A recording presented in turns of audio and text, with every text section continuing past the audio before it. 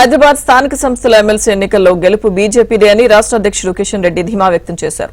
తమకు సంఖ్యాబలం లేదని అంటున్నారని, కానీ అభివృద్ధి కోరుకునే వారందరూ బీజేపీకే ఓటు వేయబోతున్నారని చెప్పారు. ఇక అధికారంలో ఎవరున్నా మజ్లిస్ కు హైదరాబాద్ రాసివ్వడం అలవాటుగా మారిందని, అందులో భాగంగానే కాంగ్రెస్ బీఆర్ఎస్ పోటీకి దూరంగా ఉన్నాయని ఆరోపించారు. ఇక ఈసారి మేయర్ పీఠం మీద కూర్చోబోయేది బీజేపీని అంటున్న తెలంగాణ బీజేపీ అధ్యక్షుడు కిషన్ రెడ్డితో మా ప్రతినిధి రాజేష్ ఫేస్ టు ఫేస్.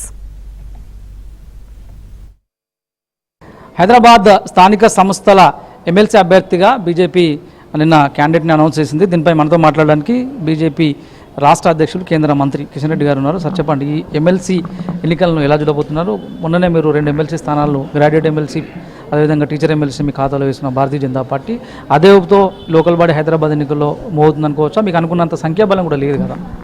సంఖ్యాబలం ఉంటే ఆటోమేటిక్గా గెలిచేవాళ్ళము. సంఖ్యాబలం లేదు కాబట్టి ఎలక్షన్ జరుగుతూ ఉన్నాయి. ఎన్నికల్లో ఓటర్స్గా ఉన్నటువంటి ఎవరైతే ఉన్నారో వాళ్ళందరూ కూడా ఆచితూచి ఆలోచించి మరి తమ ఓటు హక్కును వినియోగించుకోవాల్సిందిగా కోరుతా ఉన్నాను.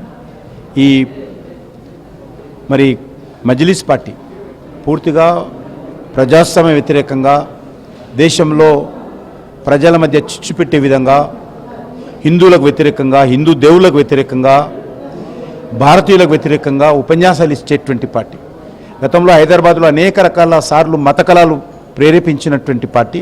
ఇది నేను చెప్పింది కాదు, కాంగ్రెస్ పార్టీ డాక్టర్ చెన్నారెడ్డి ముఖ్యమంత్రి గారే చెప్పారు. కాబట్టి అలాంటి మజ్లిస్ పార్టీ అభ్యర్థికి ఈరోజు కాంగ్రెస్ పార్టీ, టీఆర్ఎస్ పార్టీ పోటీ చేయకుండా ఏకగ్రీవం చేసేటువంటి కుట్ర ఏదైతే రాజకీయ జరిగిందో దీన్ని తీవ్రంగా ఖండిస్తున్నాను. ఇప్పటికైనా కూడా ఈ 2 పార్టీలు మరి ఏదైతే కాంగ్రెస్ పార్టీ అధికారంలో ఉంటే కాంగ్రెస్ పార్టీ పూర్తిగా భుజానెక్కించుకొని ఊరేగుతుంది. బీఆర్ఎస్ పార్టీ అధికారంలో ఉన్నప్పుడు బీఆర్ఎస్ పార్టీ మజ్లిస్ పార్టీని భుజానెక్కుతోని ఊరేగిస్తుంది. ఈ 2 పార్టీలు కూడా మజ్లిస్ పార్టీకి బానిస మనస్తత్వంతో ఉండేటువంటి పార్టీలే, మజ్లిస్ పార్టీని పెంచి పోషించేటువంటి పార్టీలే, మజ్లిస్ పార్టీ కనసాయిగల్లో నడిచేటువంటి పార్టీలే. కాబట్టి అలాంటి మజ్లిస్ పార్టీ మరి ఈరోజు హైదరాబాద్లో పెరుగుతున్నది అంటే, శాసనసభ్యులుగా, గతంలో మేయర్గా, పార్లమెంట్ సభ్యుడిగా, శాసనమండలి సభ్యుడిగా హైదరాబాద్లో గెలుస్తున్నారంటే ఈ 2 పార్టీలు కూడా మజ్లిస్ పార్టీకి అడుగులకు మడుగులెత్తుతూ ఆ పార్టీని పెంచి పోషించేటువంటి ప్రయత్నం 2 పార్టీలు చేస్తూ ఉన్నారు. అందుకే నేను ఈరోజు ప్రజల ఆలోచన విధానానికి అనుకూలంగా ఎవరైతే ఓటర్స్ ఉన్నారో ఎన్నికల్లో వాళ్ళందరూ స్పందించి ఓటు వేయాల్సిందిగా కోరుతా ఉన్నాను. లేకపోతే మీకు ఓటేసినటువంటి ప్రజలు మీరు మజ్లిస్ పార్టీకి ఓటేస్తే ఎవ్వరు కూడా క్షమించారని ఈ సందర్భంగా మనం చేస్తాం. కానీ ఈ ఎమ్మెల్సీ ఎన్నికల ఫలితాలు నెక్స్ట్ జిహెచ్ఎంసీ ఎన్నికల మీద ఇంపాక్ట్ పడే అవకాశం ఉంటుంది అనుకోవచ్చు?